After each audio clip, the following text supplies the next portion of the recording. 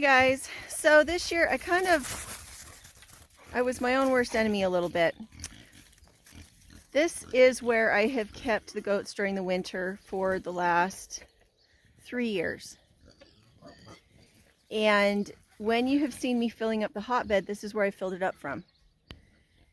And so I moved the goats from here, from their pasture shelter, into the backyard. When I did that, I removed the source of manure, fresh bedding, and urine. I removed that from this space. Because of that, my manure is completely frozen and I cannot get it up to put it in my hotbed.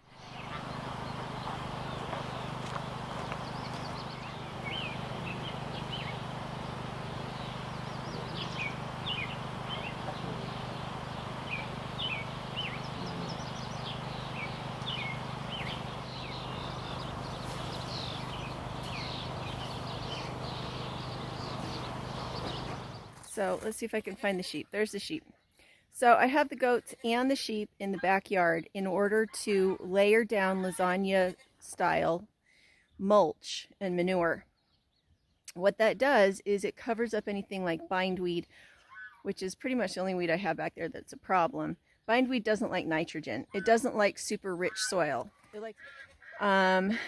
So I put the sheep and the goats back there to get those spots recovered and refertilized. And because of that, I cannot remove their manure and their bedding from this spot, or else I defeat that purpose too.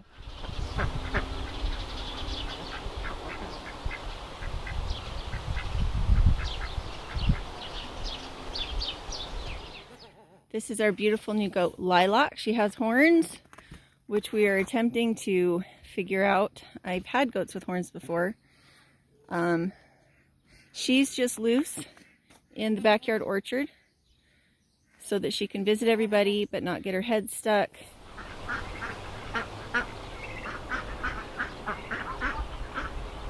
Okay, so these are our other two goats that don't have horns. That's why Lilac isn't in with them, is because she could hurt them with her horns until we get some tennis balls on her horns. But this is the kind of mess that the goats, the grazers, will make, that will absolutely make good lasagna garden layers. There will be layers of manure, and then layers of hay, and then layers of manure. As you can see, I have chicken wire up to keep them from getting to any of the trees. And they're doing super good. You can see how well the sawdust works as a mulch everywhere that I put it on really nice and heavy. Anywhere that I haven't put it up really nice and heavy, where I just ran out of money, then the weeds just have to be the ground cover. There's still sawdust there, but just not as much. And I also got kind of tired of the bindweed, so I put down plastic. The sheep are over there. They're a little messier, a little more poop, but they're also less hard on the vegetation. This is rosemary.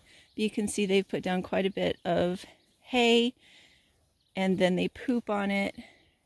And you can see I got pallets to keep them from pushing their head through to where I do have plants I don't want them to be chewing on.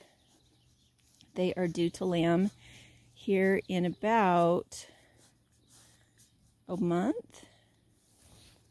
So they're good girls. The cats are always helpful too. So that's what I'm doing here. This is a good weed barrier. Most weeds are primary spreaders, which means that they start in bad soil. And so if you improve your soil, a lot of times you just kind of remove the weeds.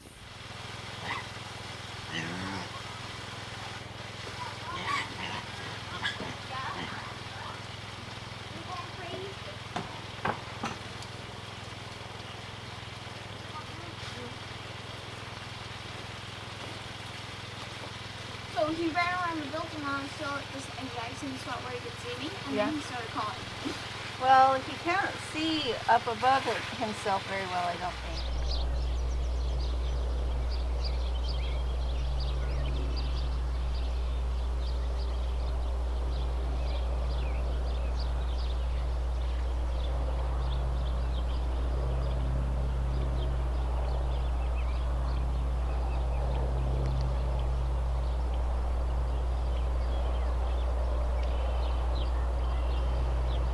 This is Paige teaching the turkeys how to catch grasshoppers.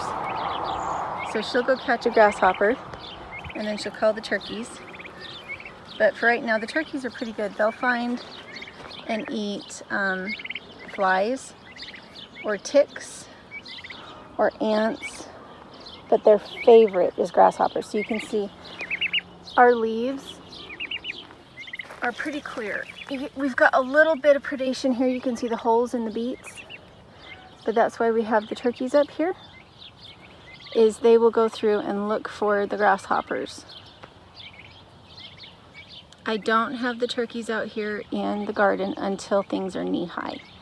The reason for that is they will eat and disturb really young vegetation, but this stuff is harvesting size. So the vines already have fruit on them. The beets are already beets at the bottom. Oh, do you see that one? Oh, yep. Is he gonna go for it? Did he find it?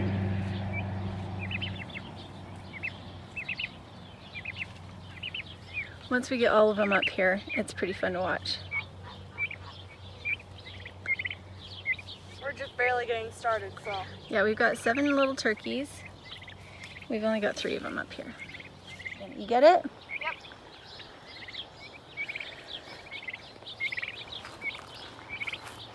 We got a treat. You want me to show the camera? Hold, no, you gotta hold still. You hold still. You hold still, let me move the camera. And now they think they get picked up. There you go. Yummy. Okay. Yeah. So it looks a little dry. We haven't been able to afford more sawdust.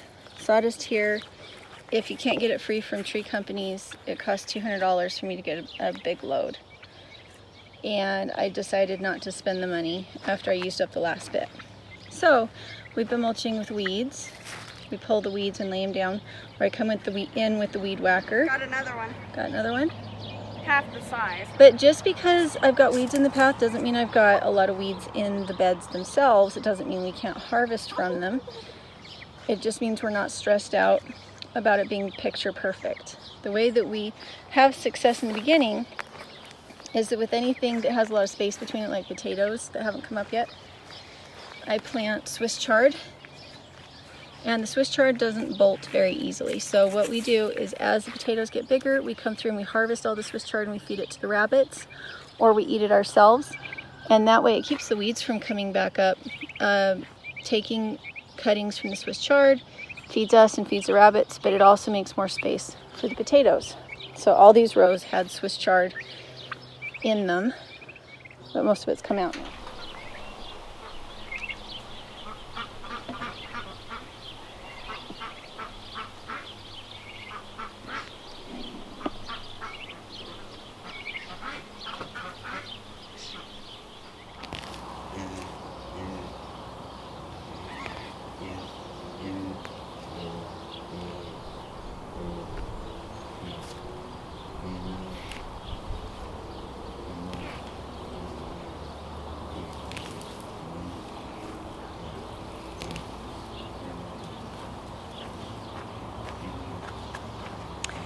These weeds are not hard to eradicate. They all have a tap root. They're not bindweed. Bindweed and grass are hard to get rid of, but these guys are all, you pull them, they're gone, and none of them are poisonous. Nothing's been sprayed, so we just give these to the rabbits.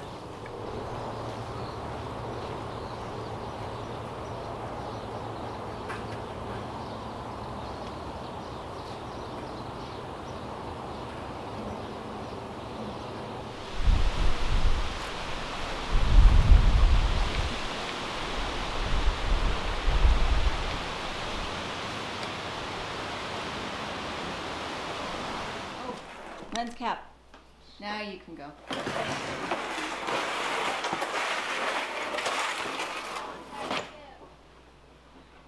Exactly the same time as you wanted to start filming.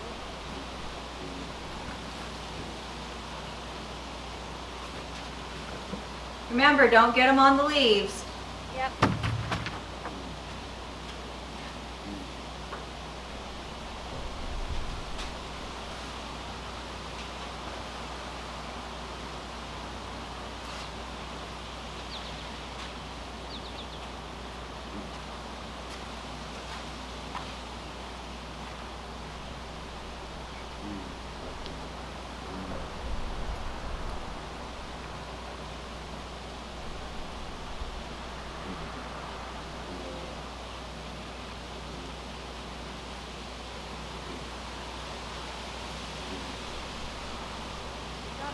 your last one?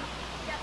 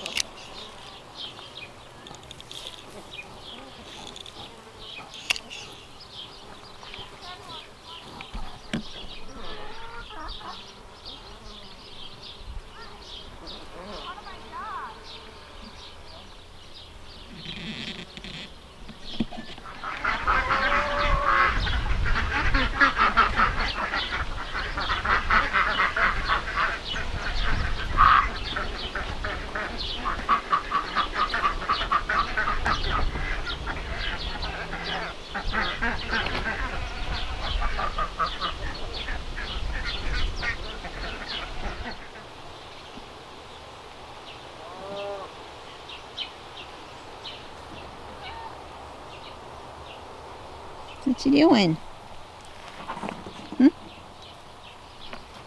What you doing?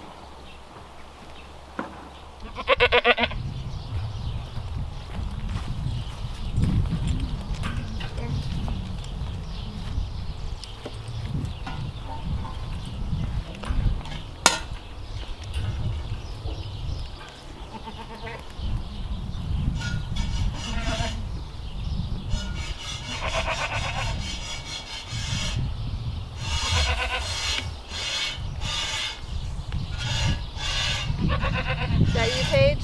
Yep. Go around to the other side and close the gate so they can't get back out.